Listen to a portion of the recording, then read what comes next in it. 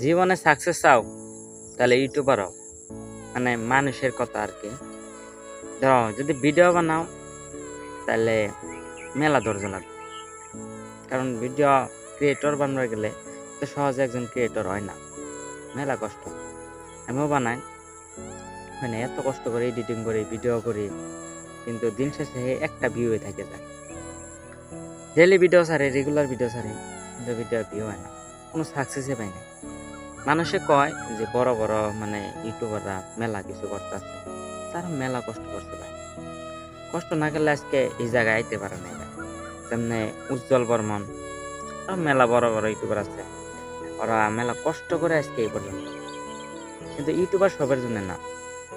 আমি একটা কথা কই, যদি পড়ালেখা করতেছ তাহলে পড়ালেখা করো, কারণ পড়ালেখা সবথেকে সহজ। কোন যায় না, কষ্ট আছে, কিন্তু পড়ালেখা করলে একটা স্কিল নিয়ে পড়ো, একটা জীবনে কিছু করা আর লাগবে।